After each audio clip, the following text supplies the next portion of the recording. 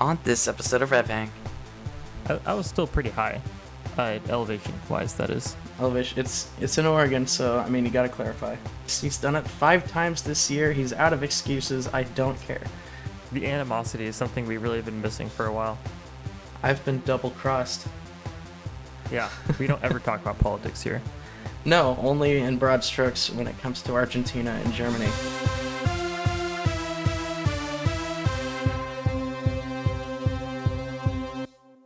Hello everybody, and welcome back to RevHang. I am Nathan, as always, and alongside me, also as always, is my good friend and co-host and conqueror of the South Sister, I believe, Everest Better Watch. It's back.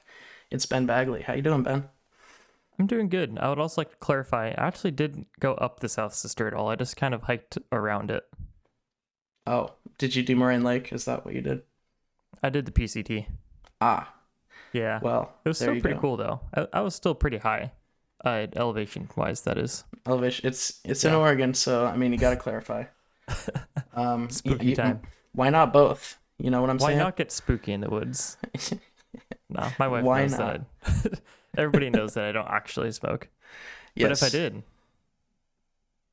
But if you did, it would be on the PCT. yep. 100%.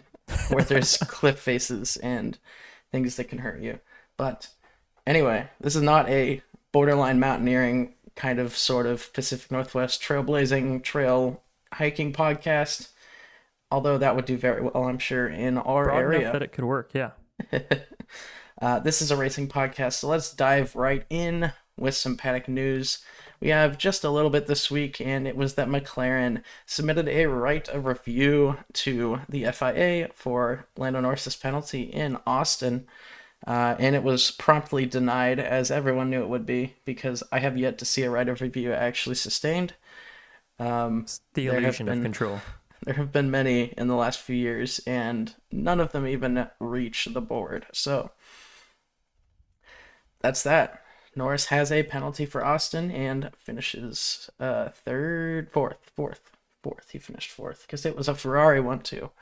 I Yeah. remember all Yeah. the things. I remember things that happened last week all the Yes. time. Yes. It is getting increasingly difficult to remember things that have happened. Um, the news cycle is keeping us plenty busy right now. But that is for another podcast. What news cycle? What news cycle? Yeah. Anyway, if you're American, you know. Even if you're not But- American, you also probably know. We're quite Probably. loud about it. Considering I get the majority of my news from Sky News Australia, I would imagine most of the world probably knows as well. That's impressive.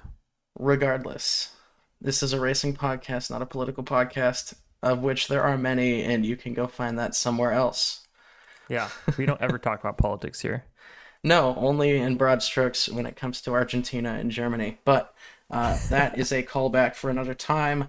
Let's move into qualifying for the Mexican Grand Prix or the Mexico City Grand Prix. I don't really know. They seem to change it every year. So, Mexican Grand Prix qualifying top 10. We have Carlos Sainz on pole position with an absolutely crazy good lap, followed by Max Verstappen and Lando Norris. And then 4th and 5th were Leclerc and Russell. 6 through 10 were Hamilton, Magnussen, Gasly, Albon, and Hulkenberg. The notables in the bottom 10 are Oscar Piastri in 17th, who just had a horrible qualifying, and Sergio Perez in 18th, who had an average qualifying for him. So, Brutal. moving into the race, he's done it 5 times this year. He's out of excuses. I don't care. All right. He's been out of excuses. We've been over this. We're going to talk about Sergio Perez this episode because it would not be an episode of Oh, RevHang boy. without talking about Sergio Perez. So, look forward to that. First, let's move into the race. Verstappen battled Sainz into turn 1. Sainz went off the track and had to relinquish the lead of the race. Tsunoda and Albon hit each other also into turn 1, ending both of their races early and bringing out a safety car, first one since last week. But before that, it had been a while. Norris jumped up to P3. I guess he maintained P3. He started P3, but, you know, it is what it is. Sainz passed Verstappen into turn 1 on lap 9, taking the lead of the race with a fantastic move. Norris battled Verstappen into turn 4 on lap 10 when Max decided to shove him off the road. Norris somehow ended up ahead after that, until Verstappen decided to shove him off the road again into turn 7 with a, let's just say, questionable move at best. Verstappen received two 10-second penalties, effectively ending his race, and nobody complained except for Red Bull. Yep. Russell and Hamilton battled each other throughout the race with some pretty spicy moves. Perez and Lawson battled each other hard and did not play nice. More on that later. Piastri cut through the field late, making his way into the points after his horrible qualifying performance. And Norris chased Leclerc down in the closing stages of the race, passing him on lap 63 after Leclerc had a bit of a moment and went off the track in the last corner.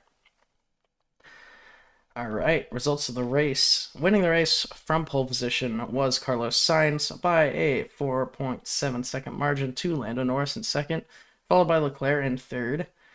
Fourth and fifth were Hamilton and Russell. 6 through 10 were Verstappen, Magnussen, Piastri, Hulkenberg, and Gasly. We had 10 through 15 or 11 through 15 were Stroll, Colapinto, Ocon, Bottas, and Zhou. And then 16 and 17 rounding off the finishes were Lawson and Perez, fittingly enough. We had 3 DNFs, and it was Fernando Alonso, Alex Albon, and Yuki Tsunoda. Alonso starting his 400th Grand Prix and ending it after 17 laps and presumably car issues. So What a first 20 laps of the race. Ben, this was a doozy for, yeah, like you said, the first 20 laps and about the last 10 laps. Yep. It was, I mean, it was a pretty good race. The middle stages were a little snoozy, but overall, I think it was pretty entertaining. There was kind of a lot happening on a lot of different fronts. Yep. Yeah, So, Alex Albon taking the opportunity to crash twice in one yes. weekend. And Yuki Tsunoda, who crashed twice in one weekend. Possibly 3 times. Did he? I don't think he crashed in qualifying, so there's that at least. Yeah, there's that. But Verstappen and Norris, with some spicy scenes on lap 10. Verstappen, they going into turn 4, they were pretty much dead even. Norris maybe inches ahead of him, but he took it upon himself to run Norris out of road, literally not stopping until Lando was on the grass, and had to cut the corner massively just to not crash, almost taking Carlos Sainz out in the process. And then into turn 7 or 8, or whichever one it was the really bad one, where Max essentially didn't even try to make the corner, and all he did was send it up the inside of Lando to shove him off the track, nearly into the wall. I don't know how they didn't crash. That was kind of insane. Yeah. No, at some point, I wonder if there's room in the rules for some kind of latitude on being able to decide when an attempt to pass is not illegal, but, like dangerous or something like that. Yeah. And I know that that's a super subjective thing, and we hate subjective rules, especially coming from the FIA, but especially with like Verstappen when he was young, and Verstappen apparently now that he's older and not winning, is like a prime candidate for like, well, even if they both go off track and, other things happen and maybe penalties offset or whatnot, there's got to be some latitude for making decisions to penalize based on maybe how you enter a corner or something like that relative to another driver. Yeah, it'd be really hard to police that properly. Yeah. It Unfortunately. makes so many people mad. Yeah. It seemed pretty clear to me that Max did not have any intent on making that corner, just based on the way everything went down. I don't know. We could use AI. Yeah, we could, but we're not gonna. Yeah, it's tough to judge these things. I mean, if it was me, they gave out 5-second penalties last week and 10-second penalties this week. If they have the different times based on severity, I would have given Max a 5-second penalty for turn 4 and would have given the 10-second penalty for turn 7. But excuse me, still getting over this. but it's hard to judge, where intent is. It's just kind of a how it looks kind of thing. But Yeah. it's hard. But I'm glad they at least penalized him. Yep. I'm confused that he did the exact same thing last week and Lando got the penalty. Uh, for some reason, and then Perez did the exact same thing to Stroll later on in the race and didn't get anything. So it's just more classic FIA inconsistency. Seems like they're more worried about the optics in the story than the actual rules. Um, so I don't know. I don't know what to think, but it's a little frustrating that these rules are not enforced consistently across the board. Um, it doesn't help that the stewards are also different at every track. They're just like Yeah. volunteers that are not paid. They don't really have any sort of um, not responsibility, but uh, Accountability. accountability. That's the word. Thanks, Ben. You're welcome. Uh, they do what they do, and then they go home at the end of the week, and that's it for that season. Whereas I really feel like Formula One should have a paid team of stewards that travel to every race and are on the same page always about everything, You mean like um, IndyCar? like IndyCar and every other motorsport series in the world, except for I guess probably World Endurance probably doesn't. It does things similar than to F1, but um, yeah, I mean it just makes the most sense to me. If you're gonna have a sport at this level with this amount of money, you don't have to pay stewards a lot. They're literally living their dream, watching Formula One races trackside every single week, getting their flights and hotels paid for and food.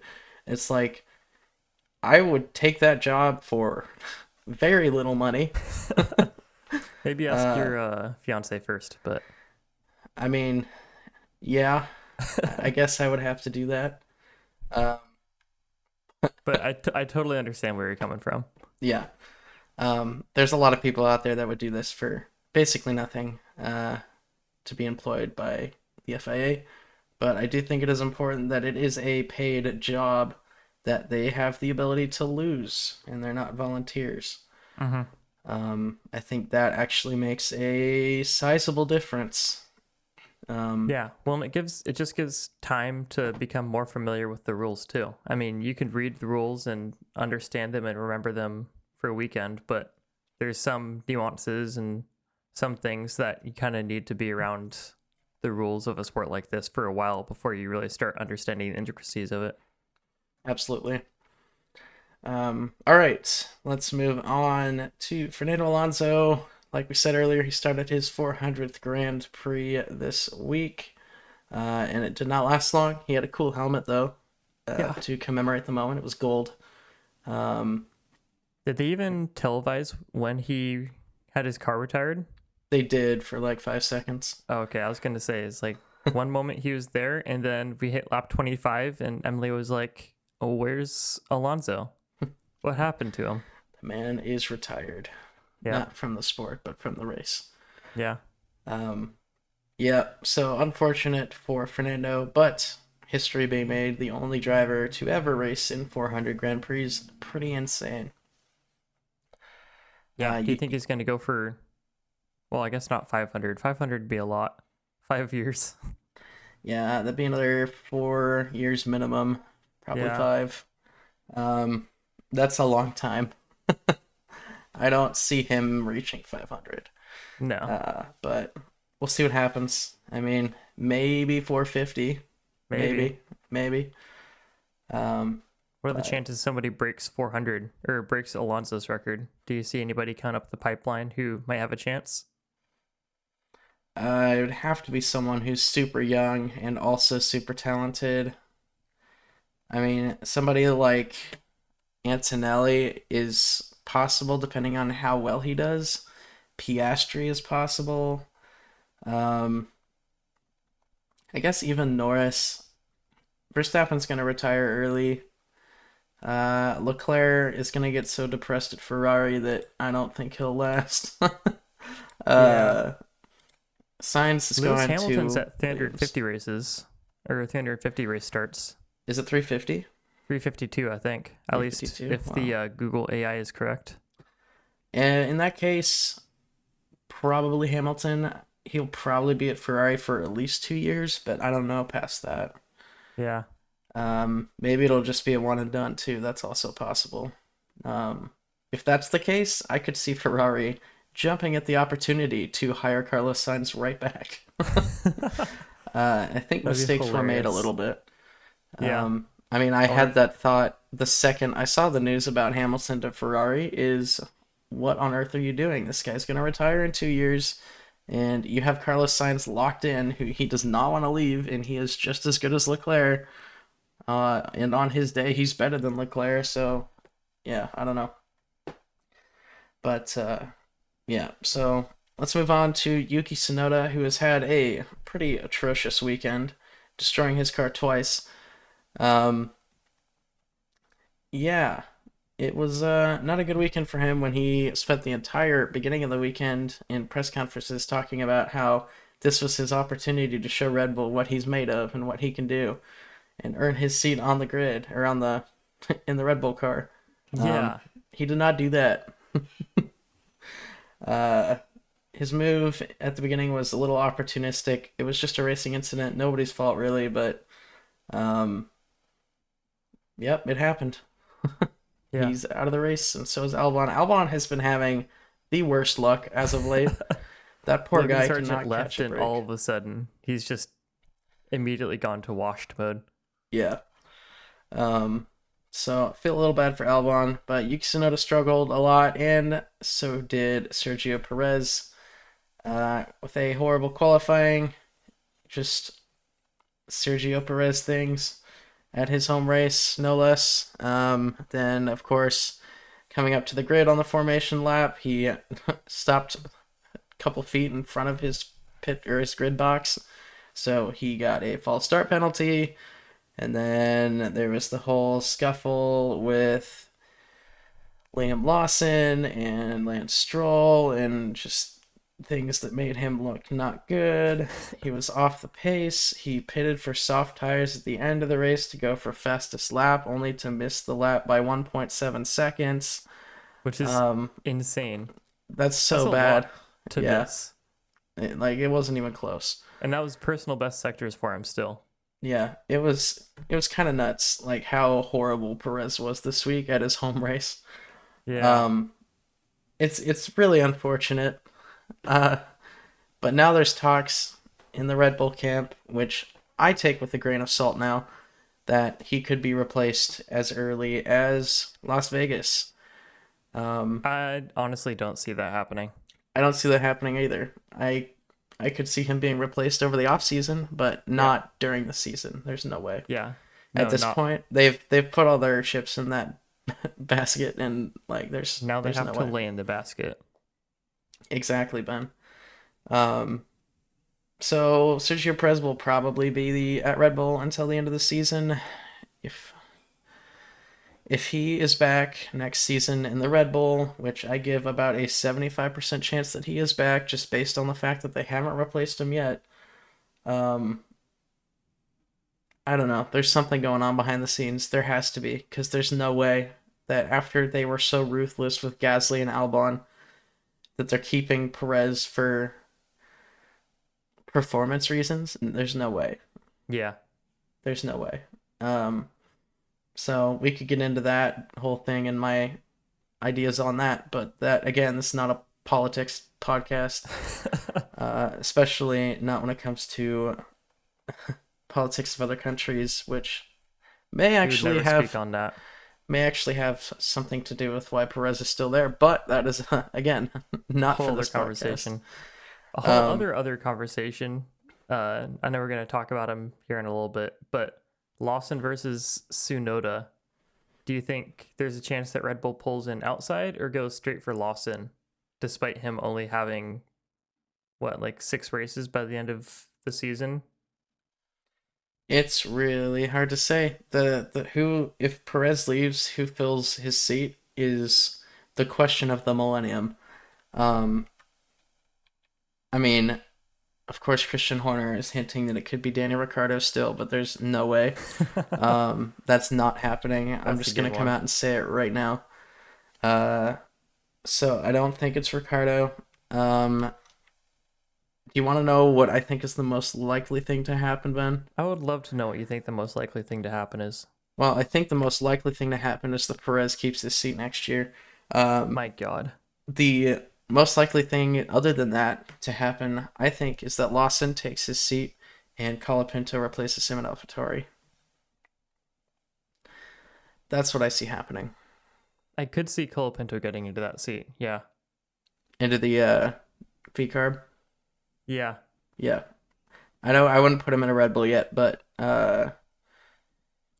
I wouldn't put Lawson in a Red Bull yet either. But they're running out of options, and anything is better than Perez at this point. You can't get much worse.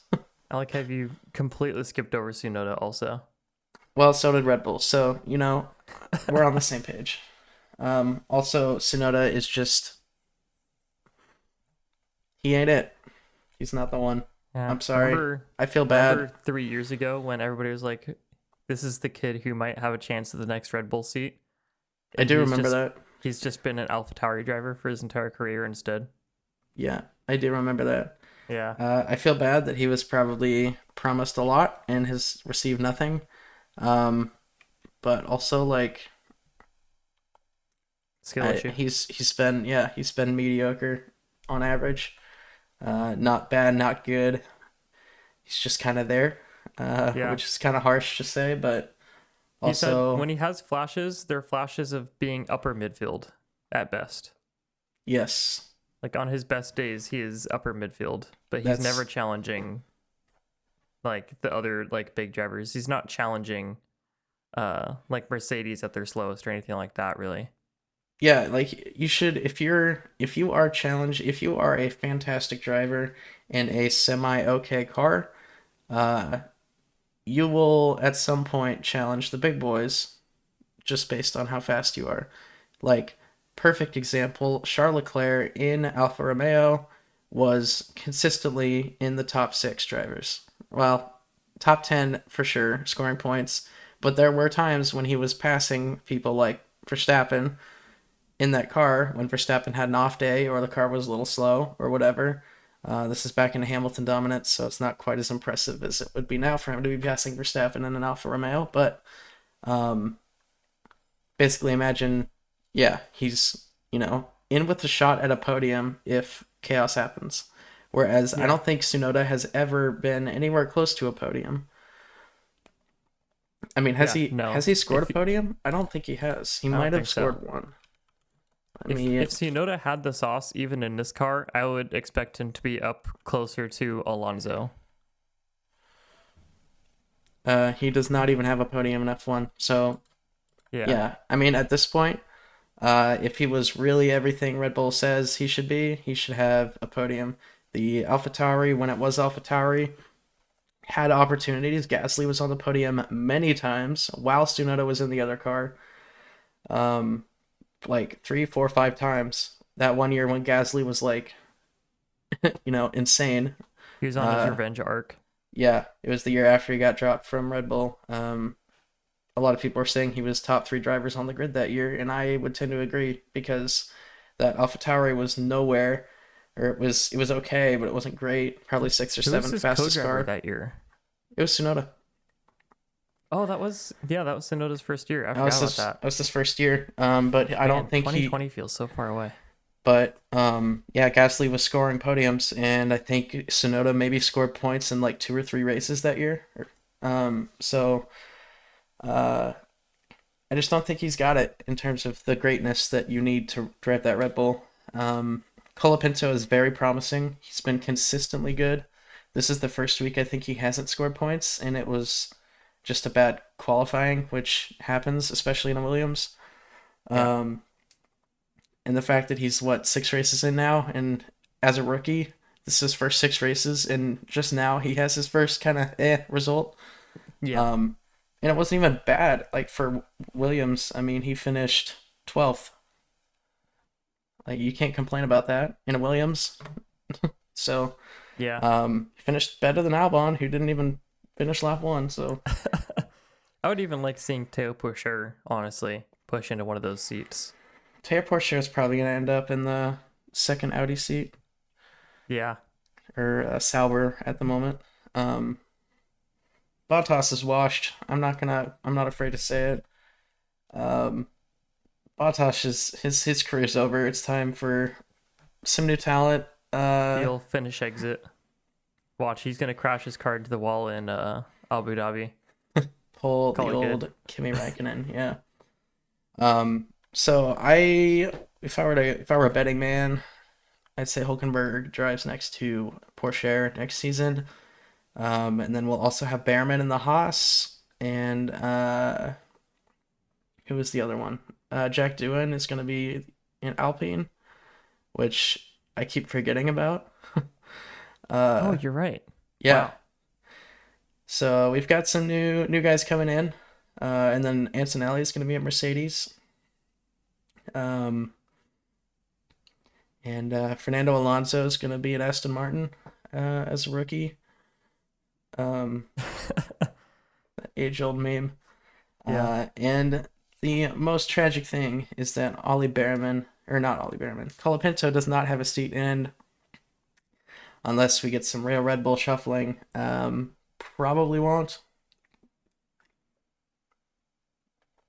Yeah. So That's my pipe dream. I would love to see Cole Pinto get into the RB or the V Colapinto carb is or the whatever it's perfect called next candidate. year. Yeah, he's Yeah. the perfect candidate. Um, he's really fast. He's really aggressive. He takes chances, and he doesn't crash. And that is everything that you need to be a successful Red Bull driver. Yep. And I know it sounds toxic, but him and Lawson, I feel like him and Lawson are pretty close together in terms of where they're at driver wise. Yeah. Lawson's maybe a little more mature, but and I know it's toxic 2020 Red Bull, but like having those two drivers, like Lawson knowing that Cole Pinto is in a seat just ready to go right behind him, and Cole Pinto knowing that he has to chase Lawson and Yeah. that there might be a chance there, like it's super toxic, but man, that could be a good fire under both their asses. Could be really entertaining. Yeah. I mean, if we're talking speed and skill level right now, I think Colapinto even has an edge on Lawson. The only reason I would take Lawson over Colapinto for the Red Bull seat is because Lawson has been an established Red Bull driver for years and years and years. And he has more experience in the simulator, more experience in F1 because of his races last year, all the FP1 tests. Lawson has more experience and Mm-hmm. is already embedded in that team where Colapinto has always been a Williams Academy driver. Yep. Um, so just for that reason alone, they're close enough. I would take Lawson, but I would be itching to get Colapinto into that V carb. Yeah. From a straight business standpoint, I mean, I know you have investments in F2. You've got Isaac Hadjar is kind of the big name right now that's touted as the next big guy. Um, but with what you're seeing with Colapinto at the moment, I don't think you can pass that up because if he's not on the grid next year, he will be in 26 and it will be with another team. Like Yeah. he's going to be on the grid in 26. I'm almost certain after what he's done this year, teams are probably very upset that they've already made their decisions prior to Colapinto taking over for Sargent. And I would say the most upset team is probably Williams because they hired Carlos Sainz right before they made the swap. And now they've got Carlos Sainz coming in, who they know is going to be looking to leave as soon as he gets there. Mm-hmm. And instead of Colapinto, who is grateful to even have this opportunity and would bend over backwards to stay in that team and continue to dominate Albon. Yeah. Honestly, the shadow pick would be Sainz and Colapinto, and Albon's out. Um, yes, but And then I don't know what you do for 2026, but like, well, I Albon's don't already know. signed a contract for like a 3-year extension or something. Is he really? Yeah, 2 or 3 Wow. years. So he's going to be with Williams for a while. I mean, I guess technically F1 contracts really don't mean much. Hmm. Um, but I don't see them shafting Albon like that. Um, yeah, it's just unfortunate that this all happened so late in the season after a lot of the silly season stuff was over. Because I think if they dropped Logan, even at Miami or earlier on the season when they were actually threatening that, um, I think Colapinto would have gotten a seat for next year. Yeah. Yeah, you're probably Um, right. yeah, it's hard to know, but at the very like Haas didn't know who they were gonna hire. They ended up with Ocon somehow, but I also completely forgot about that. yeah, Ocon and Behrman, like That's insane. they probably would have hired Ocon and Colapinto if they had known. But they did not know, and so here we are. It is still possible he gets that Sauber seat though. That seat's still open. Um, I just Teo Porcher, man, he's got potential. He's got just a lot of experience in racecraft now after his time in Indy. Yeah, I and know he it's did not well in quite the Indy. same, but yeah, he did well in Indy. Got Which is experience with super close racing, which if 2020 regs work the way they want, it's gonna get closer. So yeah, for I sure. don't know. All right. And then we dove into Lawson a little bit, but talking point is Lawson did flip off Sergio Perez as he passed him. Just thought we'd let you guys know in case you didn't see that. Yep. Just to add to the spicy personal vendettas that they have for each other. I think it's awesome. Yeah.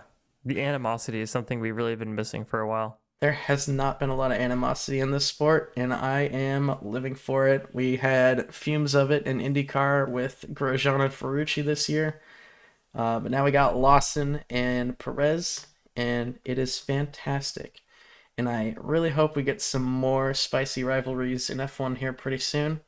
Verstappen Norris is starting to look that way a little Yeah, bit. I want to see driver versus team rivalries too. I want to see like Polo versus McLaren levels of rivalry. Yes. You mean Pelot's lawyers versus McLaren style rivalry? Yeah. Um, anyway, all right. Let's move into the standings. Verstappen still leads the championship, but only by a measly 47 points now. Yeah. Norris is really close to being out of time here. We'll see what happens in Brazil, but Lando is 47 points behind. Then you got Leclerc in third and Piastri in fourth, with Sainz in fifth. 6 through 10 are Hamilton, Russell, Perez, Alonso, and Hulkenberg. Sergio Perez in eighth place. Wild stuff. 212 points behind Verstappen. He's not going to lose to Alonso, but he has no chance of catching up anywhere past eighth. No, that's where he is now. And then in the constructors, we do have some movement. McLaren stays on top at 566, and Ferrari moves up from third into second in the championship with 537, and Red Bull is in third with 512. And then you got to go all the way down to 366 to find Mercedes in P4. Also, Haas had a great weekend and has broken its tie with RB, so Haas is now solidly the sixth best team on the grid, which I would say is probably about accurate. In fact, I would say they have the fifth fastest car on the grid at the moment. Aston Martin has been nowhere. Slow start. Yeah, slow start. Aston Martin had a better start to the season, and then they just tapered off like they always do. But yep, the championship is all 24 races. Does not matter where you are at the end. Aston Martin's like the reverse McLaren for the past few years. Yeah, start off really well and then get really bad. You devolve into a tractor. Exactly. But yeah, Haas has been really impressive this year, actually. I was watching the race thinking about that. Like, They've been consistently in the points. At least one driver in the points, yeah. Yeah.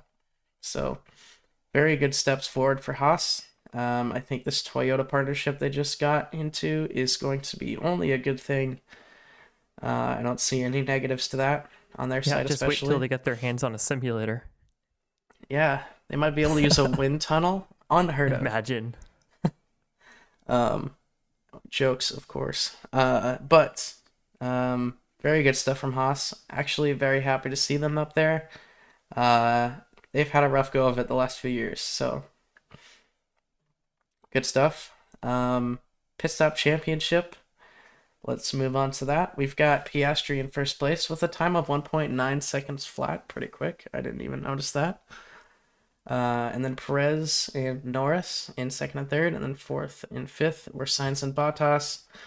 6 through 10 were Stroll, Hamilton, Russell, Lawson, Leclerc. Moving into the standings, not much has changed. It's still Perez and Verstappen out front, and Red Bull out front by quite a margin. Overtake of the week.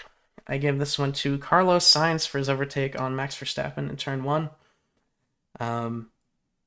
Just a great move. Late on the brakes, dove down the inside, caught Max sleeping a little bit. Really good stuff. One might even say the correct way to do a late braking dive into a corner with the door open. Yep, for sure. Max Verstappen almost got it with his overtake on Lando Norris, but I decided no. What, a little bit soured for you? A little bit. I am wearing my McLaren hat today, so. All right, before my voice gives out, let's go through our predictions. Ben, give me your top 5 for the Mexican Grand Prix, but first, let's go through the top 5 for people who don't remember. It was Sainz, Norris, Leclerc, Hamilton, and Russell. What did you say, Ben?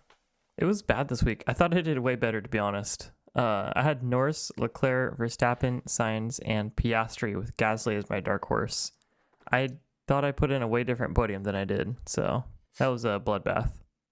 Brutal. I had Sainz, Leclerc, Piastri, Verstappen, and Norris with Lawson as my dark horse, so I got the winner. Sainz did win the race. Fastest lap, what did you say, Ben? I had Norris for that. I had Piastri, and it went to Leclerc. Driver of the day, what'd you say? I had Leclerc for that. I had Sainz, and it was Sainz, so I get that point as well. Impressive. I just remember last week to bring up. Oh, go for it. I was gonna say last week you were asking me why Sainz over Leclerc, and I remember saying because why not? And I want to stand by what I said there. That's good reasoning. You should use that more often. Why not Sainz? There we go. So yeah. All right. What were you gonna say, Ben? I would like to bring up that it's another week where Sauber did not score any points. Yes, it is. Yep. Maybe next episode we can reveal what hot sauce we're gonna use. Yeah, that'd be a good one. But right before the last triple header of the year, so we got some anticipatory build up to that last race where I will be crying on the inside when Bottas finishes 11th.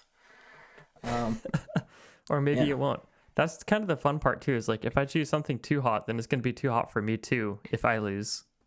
Which there is a chance, however small it is. It's a very small chance. Yeah, I don't think, well, first off, when we made this bet, we weren't even talking about the same thing. So I just want to put that out there. Secondly, you still agreed after the terms had been changed. Secondly, I did still stand by what I said, even though I was saying a different thing. All of this convoluted conversation aside, I did not expect Sauber to be this bad.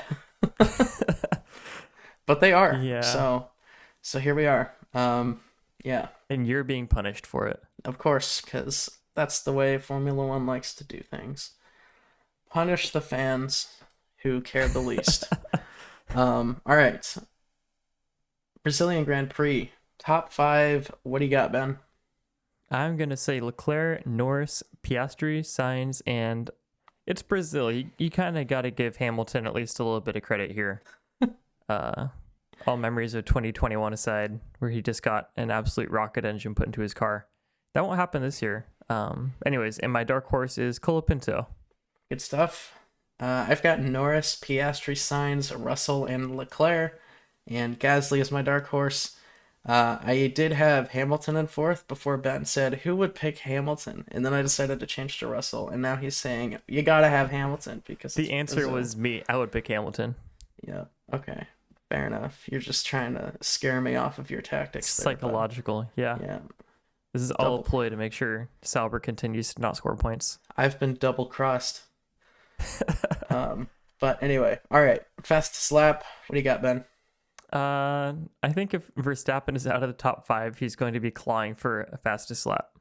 That is actually a very good point. Neither of us have Verstappen in our top 5, in case people didn't notice. It is likely he will take an engine penalty in Brazil. So that would be at least 10 places, and we'll see where he ends up. But, yeah. Who's your fastest lap? My fastest lap is Lewis Hamilton, because it's Brazil, and you gotta have Hamilton on there somewhere. Yeah. Honorary Brazilian. I'm pretty sure they actually gave him an honorary citizenship or something like that. Yeah. They gave him an honorary something. But anyway, driver of the day. Who you got, Ben? If Leclerc wins it, then Leclerc gets driver of the day. Easy as that. Okay, and if Norris wins it, then he'll get driver of the day. Even if Norris doesn't win it, there's a chance he gets driver of the day. Let's be Probably. real. Yeah. All right. Ben, do you have any words of wisdom for our fine viewers and listeners this good evening, or whenever the listeners are listening? I do. And I don't know if this is really niche or not, but a good pair of trail running shoes is pretty much the jack of all trades shoe for no matter what you're doing. Like if you're going on a hike, trail running shoes. If you're walking a really long distance, it's really padded, has big wide platforms for your feet to keep you comfy. Trail running shoes. If you're going out and it's like super rainy and wet, trail running shoes can either be waterproof or you can get them to like dry out super quick. They're super comfy. They're usually super neutral and made just to offer a lot of support over a lot of terrain. Some even have like little carbon fiber toe guards in them, like fake steel toe boots. And I just think they're pretty neat. And I was talking about it with somebody this week, and we both agreed on this. Good stuff. All right, and that will round off this episode of RevHang. Thank you so much for watching and listening. If you enjoyed this episode, leave a like or rating on the platform you listened on. It really helps us out. Subscribe or follow if you'd like to see more. If you want to see updated standings for IndyCar and F1 or a calendar of upcoming racing from those series, check out our website, revhang.com. If you have a question about racing or about us, hit us up on any socials in comments and DMs. We may feature your question on the next show. You can follow Ben on Instagram at BenjiMeetsWorld and myself at 2N_squared. You can follow the RevHang page on Instagram, Twitter, TikTok, anywhere at RevHang Media. We'll be back in a week to talk about the Formula One Brazilian Grand Prix. But until then, I've been Nathan. And I'm Ben. Thanks for hanging out. See you later.